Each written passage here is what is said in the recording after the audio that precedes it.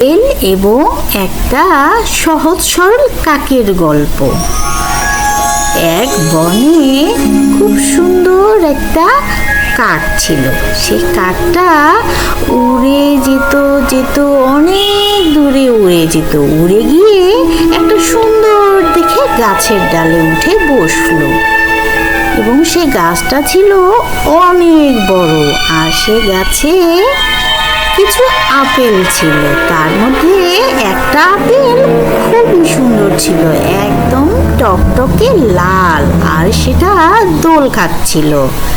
চারদিকে এত বাতাস যে আপেলটা এদিক থেকে এদিকে যায়, আবার এদিক থেকে এদিকে যায়, কিন্তু সে দেখতে পেল আপেলটা কাঁপছে।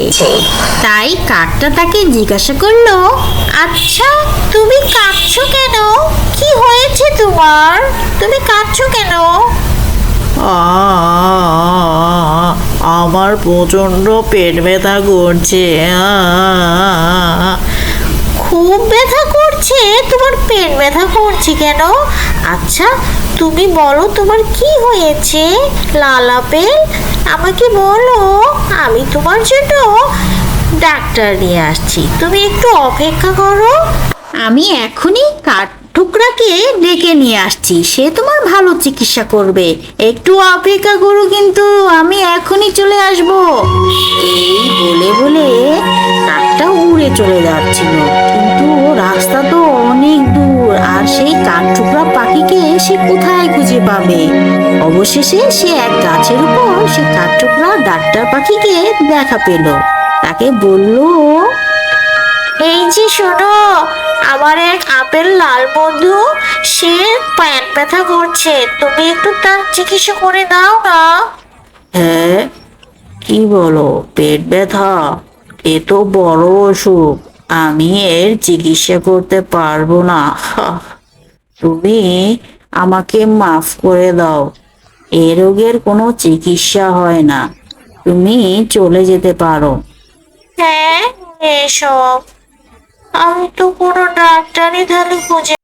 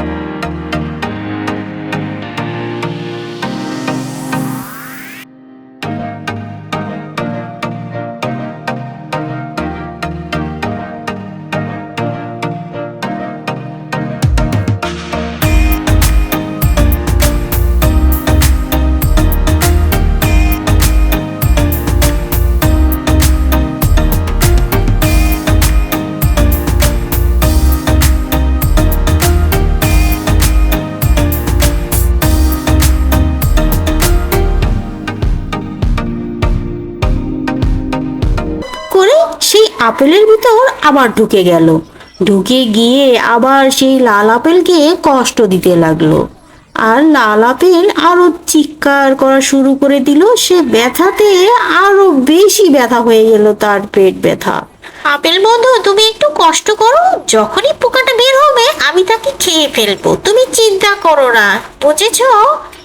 এই বলে তখনই সেই গুহার সেই কালো গর্ত থেকে টুপ করে একটা প্রজাপতি বের হয়ে উড়ে গেল। সে দেখতে খুবই সুন্দর ছিল, আর সেই কাকটা তাকে দেখে অবাক হয়ে গেল, কিভাবে এই আপেলের ভিতর থেকে এই প্রজাপতিটা বের হলো।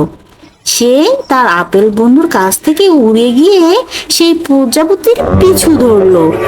এই যে আমাকে এখন খেয়ে ফেলো, আমি সেই পোকা, সেই পোকার ভেতর থেকেই আমি প্রজাপতি হয়ে উড়ে এলাম। তুমি তুমি যতই প্রজাপতি হয়ে উড়ে আসো ওই পোকা থেকে, কিন্তু তোমার দোষ হচ্ছে তুমি আমার আপেল বন্ধুর পেটের ভিতরে অনেক কষ্ট দিয়েছো, তাই সে কাঁদছিল। তুমি এটা মোটেই ঠিক করোনি, তোমাকে খেয়ে ফেলা উচিত। এই বলে সেই প্রজাপতিটাকে সেই কাক বন্ধুটা খেয়ে ফেললো। তারপর আবার উড়ে এসে আপেল বন্ধুর কাছে এসে দেখে আপেল বন্ধু গাছ থেকে পড়ে গিয়েছে। সে কান্নায় চোখ ছলছল করে ফেলেছে। এটা কিভাবে হলো? আপেল বন্ধু কি মারা গেল?